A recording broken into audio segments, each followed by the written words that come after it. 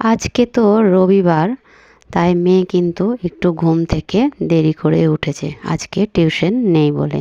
তবে কাল রাত্রেই কিন্তু আমাকে বলে রেখেছে, কাল যখন রবিবার রুটি তরকারি কিন্তু খাবো না, আমাকে সুন্দর করে চাউমিন করে দিবা। তো ব্যাস, মেয়ে যখন বলেছে করে তো দিতেই হবে। তার জন্য সব কিছু জোগাড় করে নিয়েছি যে আগে এই খাবারটাই করতে হবে, কারণ তোমরা তো জানোই আমাদের বাড়িতে যে কোনো খাবার ভালো মন্দ রান্না করলে কিন্তু অল্প করলে হয় না, একটু বেশি করেই করতে হয়। দিদিদের দিয়ে পাঠাতে হবে, আমরা 5 জন খাবো। তো ওই জন্য সবার আগে মায়ের জন্য গাজর আলু পেঁয়াজ দিয়ে ডিম ছাড়া করেছি, আর সেটা হটিয়ে রেখেছি। তারপরে আমাদেরটা কিন্তু রেডি করে নিয়েছি। তো তারপরে নিয়ে বসেছি সেলাইয়ের যেগুলো আমার কাজ থাকে সেইগুলো। তো বন্ধুরা, তোমরা সবাই কেমন আছো? আশা করছি ভালো আছো, আমিও ভালোই আছি। তো সায়াগুলো যখন আমি করি দায়িত্ব নিয়ে, তখন তো আমাকে সুন্দর করে করতেই হবে। তার জন্যই কাটার জন্য বসেছি। এগুলো কিন্তু আমাকে কেটে দেয় না, নিজেকেই কেটে নিতে হয়। সংসারের কাজের সঙ্গে সমানভাবে এটাও কিন্তু দায়িত্ব নিয়ে করি আমি। তো এটা প্রথমে কেটে নিতে হয়, ওরা থান ধরে দিয়ে দেয়, পাশেই দেখো থান রাখা আছে, আর সেভাবেই দিয়ে দেয়, আর আমাকে কিন্তু কেটে সুন্দর করে আবার সেলাই করে দিয়ে পাঠাতে হয়।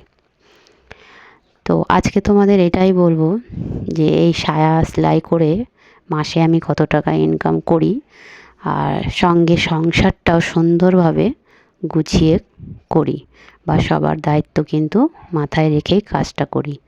আর সেই কাজটা থেকে আমি মাস গেলে কত টাকা পাই সেটাই তোমাদের আজকে বলবো। এই কাজটা কিন্তু আমার মায়ের থেকে শেখা।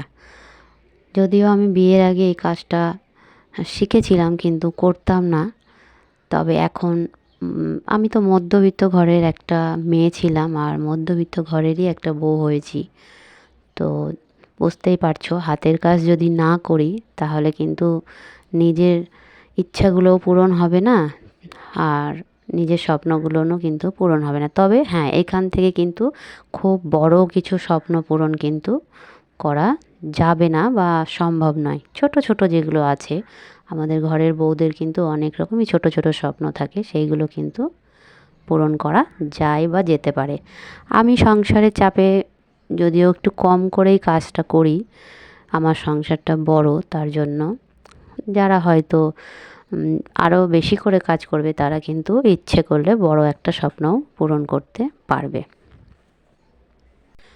তো আমার মনে হয় যে আমার মতো মধ্যবিত্ত ঘরের বউয়েদের একটা যে কোনো কাজই করা কিন্তু উচিত।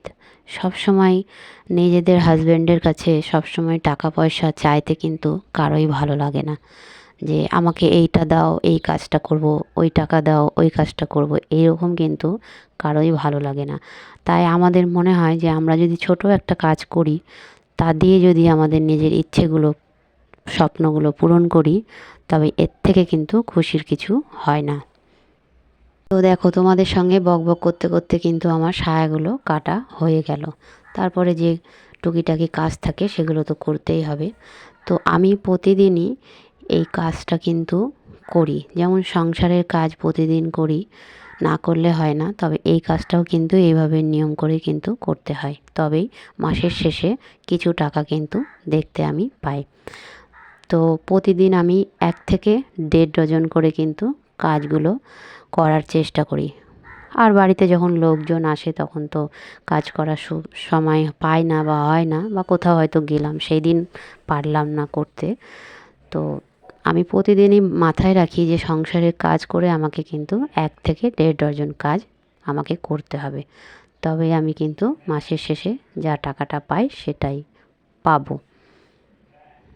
তবে এই কাজটা আমি করে, মানে আমার মেয়ে যতদিন একটু বড় না হয়েছে ততদিন তো আমি করতে পারিনি। তারপরে যখন মেয়ে একটু বড় হয়েছে তখন থেকে কিন্তু আমি এই কাজটা করছি, মানে অনেক দিন ধরেই করছি। তবে অনেকই কিন্তু আমি ছোট ছোট বলো বা মাঝারি সাইজেরই বলো স্বপ্ন কিন্তু পূরণ করতে পেরেছি।